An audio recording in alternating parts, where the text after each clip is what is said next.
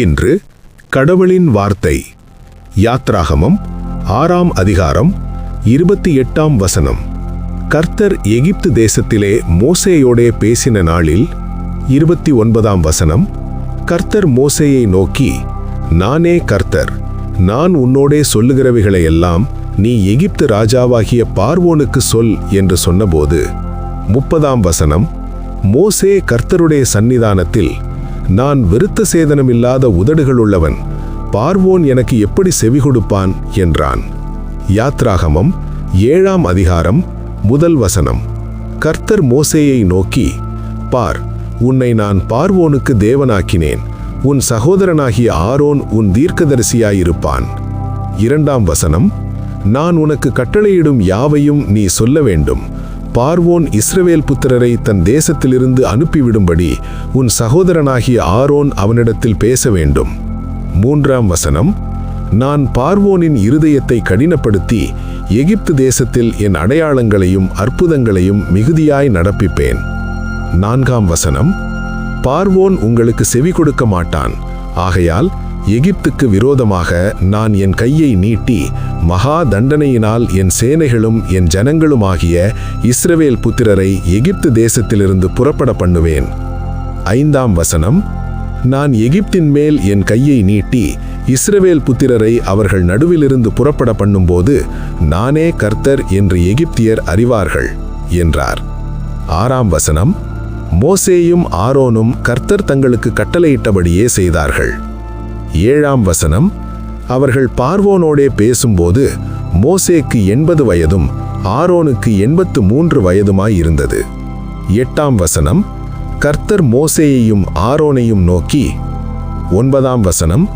உங்கள் பட்சத்திற்கு ஒரு அற்புதம் காட்டுங்கள் என்று பார்வோன் உங்களோடே சொன்னால், அப்பொழுது நீ ஆரோனை நோக்கி, உன் கோலை எடுத்து அதை பார்வோனுக்கு முன்பாக போடு என்பாயாக, அது சர்ப்பமாகும் என்றார். 10ஆம் வசனம்.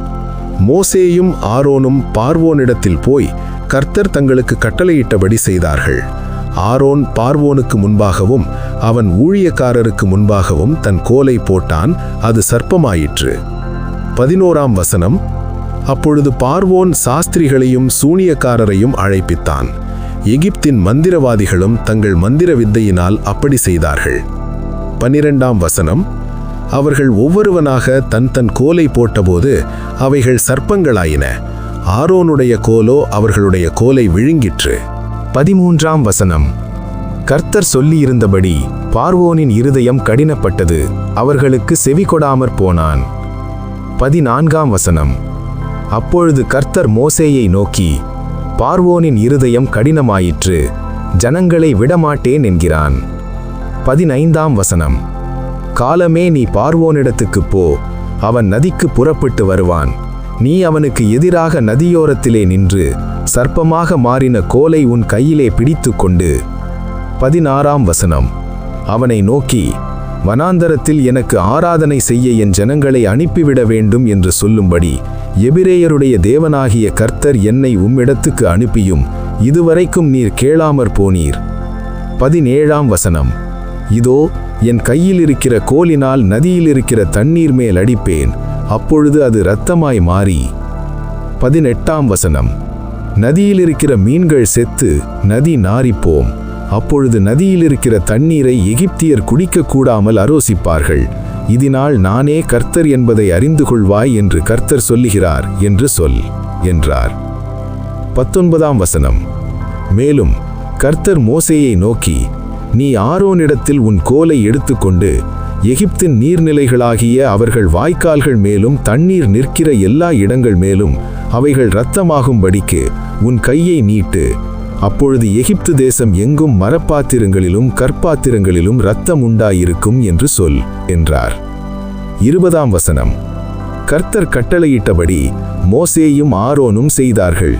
பார்வோனுடைய கண்களுக்கு முன்பாகவும் அவன் ஊழியக்காரரின் கண்களுக்கு முன்பாகவும் கோலை ஓங்கி நதியிலுள்ள தண்ணீரை அடிக்க நதியிலுள்ள தண்ணீரெல்லாம் இரத்தமாய் மாறி போயிற்று.